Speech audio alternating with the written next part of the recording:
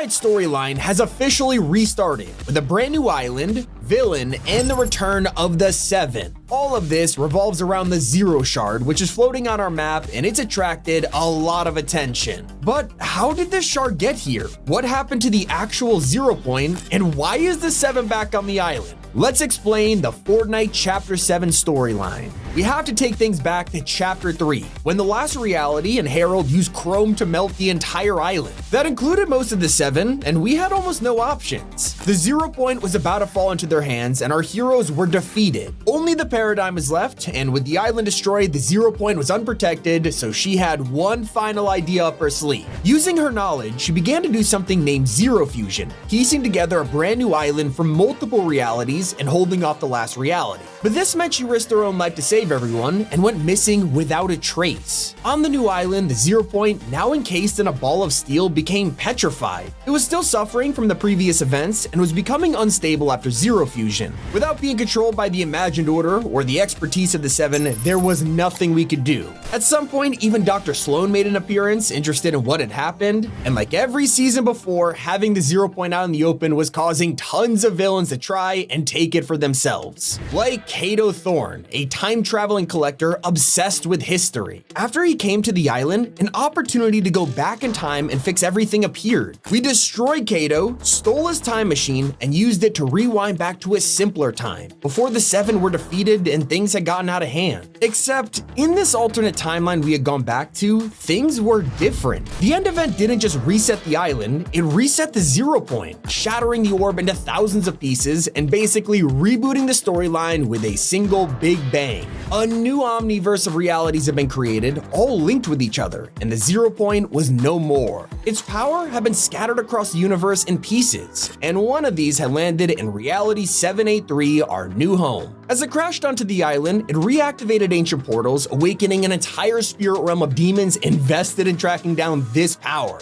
They were able to take the Zero Shard back to their master, an ultra-powerful king of demons. While he was busy trying to use its power to break into the real world, a family was making things even worse. Gaigo, a magic mask maker, had become obsessed with demons and started experimenting with forbidden magic, causing his sister Jade to become stuck in the spirit realm. In planning a rescue mission, he got his hands on a knife made of Zero Shard splinter blades and used it to break into the spirit realm and rescue her. Except while Daigo and Jade were inside the demon's realm, they realized what was coming. The Dark Presence binded himself with the Zero Shard and was preparing a full-scale invasion of the island to conquer it for the rest of time. Daigo was interested in one thing only, getting the shard for himself. So he used money from a local syndicate boss to reopen a portal and get back to the spirit realm himself. But when he entered, he was immediately corrupted with the demon's power and used as a puppet by the Dark Presence. Because he was mortal, he was able to do all the dirty work that would be dangerous for demons and created enough chaos and corruption around the island to prepare for the invasion. This is where the Dark Presence attempted his first attack, reaching through the portal with a single tentacle, but the heroes of the island were able to hold him off and sever one of his legs. Although this wasn't enough to stop hordes of bugs from arriving, and the takeover was relentless. Eventually, the Dark Presence gained enough strength for a second attack and fully appeared on the island, tearing open the veil between worlds and causing other realities to break through, like Springfield. Hope and Jones tried to stop this from happening, even breaking off a part of the Zero Shard from the demon's chest, but Kang and Kodos disrupted the plans. After a small fight, our heroes were sent through a wormhole that merged Springfield with parts of the island, creating a temporary refuge away from the demons. But Hope wanted to go back as soon as possible to defeat the Demon King. There was just one problem. The Zero Shard that had been broken off was now in the hands of someone unexpected, and that's Homer Simpson. He tried to turn Springfield into his own idea of a paradise, but it ended up being a complete disaster, and the town revolted against him. This forced Homer to hide in the nuclear core of the power plant, making things even worse. A clone army emerged and a gas cloud that rebirthed Homer into a giant. Luckily, he was able to burp out the Zero Shard and give it back to Hope and Jones, but not before he was recruited recruited for the upcoming fight against the Dark Presence. Now, with the Zero Shard in his hands, Jones could repair his rift gun and contact thousands of realities across the Omniverse for help in the fight. It was time for 0 Hour, our last stand against the Demon Master. After getting help from across the universe, all of the characters we've grown to love over the years teamed up Avengers Endgame style, fighting back against the Dark Presence. But even this was not enough. He defeated us all one by one, with the power of the Zero Shard being too much to handle. With a final trick up our sleeves, we summoned the cube from the alternate timeline that had been opened up during the Big Bang event and used its power to weaken the demon. He was still able to hold back until Mecha Team Leader showed up out of nowhere and did this. Who's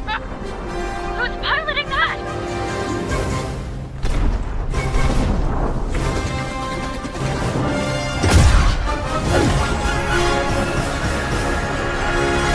With the demons defeated and the Zero Shard free from corruption, the island began to heal and returned all of the allies back to their homes. Now, it was time for a new place for us to call home, and the Zero Shard took us here, Reality 266, an island known as the Golden Coast. But with all of this, it has summoned the attention of a new, even scarier enemy. With a familiar-looking cradle in the sky, we are now being watched by the last reality. They are back with a vengeance, led by a mysterious character known only as the Dark Voyager. In response to this, we have the return of an even more important group. The Seven are back.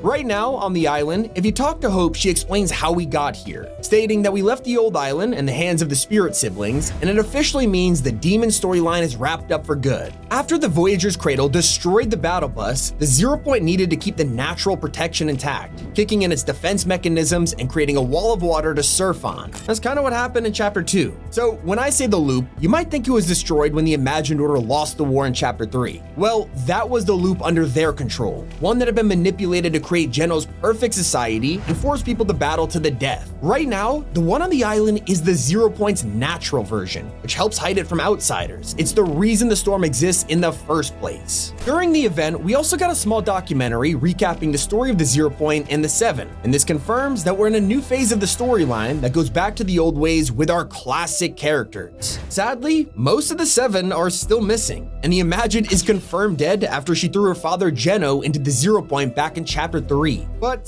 some members are beginning to re-emerge. You see, in the desert, a meteor has crash landed, the very same one used by the Seven. We can see an open pod proving one of them has shown up, and if you want to know who, there's a mission log on the ground revealing the Order has answered Jones's distress call. I was scanning the aftermath of the battle for Reality 783 when I picked up a distress signal sent by Agent Jones. It's been a while. He and I have a lot to catch up on. Whatever's going on, odds are the 0 Point is involved.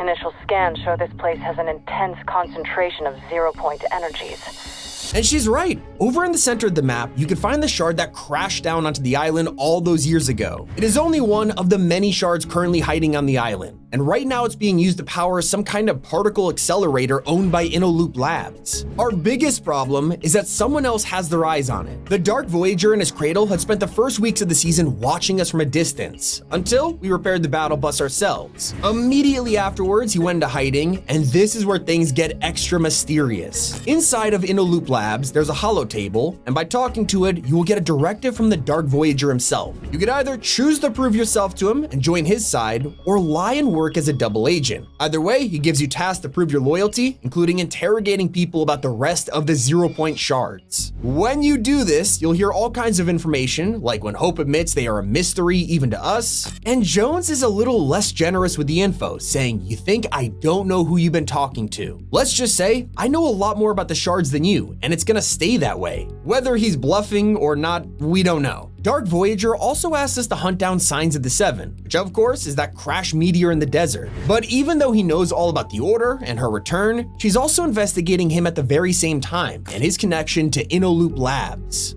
Someone else is making a play for the shards, and I need to find out why. I could really use some help here. For the Seven, we aren't what we used to be.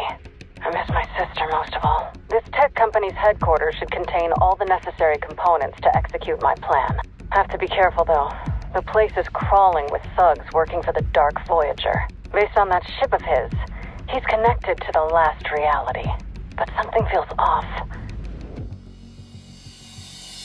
sadly, us trying to prove our loyalty to the Dark Voyager ends up being useless, as his final directive is to betray us, spawning last reality agents to wipe us out, but we survive the attack. Here's where things get extra mysterious. If you look back at the 0 Hour event, there was a transmission sent by the last reality with cube glyphs. Except for just one frame, this was decoded, giving us strange info like total elapsed time in base reality 8 years and beginning phase 2. It ends with the words executing program. But what fans have been freaking out over is how it mentions the Dark Presence and how they had to decommission it, implying this whole time that he was working for the last reality. Someone even higher has been pulling the strings, and everything we've known up until this very moment was only phase 1. Whether this executor program is Dark Voyager and he's just another puppet to the true leader of the last reality, we have yet to find out. But it wouldn't be the first time they've sent powerful villains to the island. After all, we thought the Cube Queen was the leader until she summoned an even larger cradle to the map. Jones himself thinks this. When you ask him about the Voyager, he'll say, "Be careful. If I'm right, he's a herald of something else, something dangerous." Clearly, the last reality have always been stronger than we could handle. We got lucky with the Cube Queen and the island flip, but when faced with the previous herald, we ultimately lost the battle. Are we even powerful enough to stand up to the Dark Voyager when the time comes? I mean, our current heroes are getting weaker by the day. Hope is actually losing her powers of seeing the future with clouded visions. Lately, when I sleep, I dream of nothing.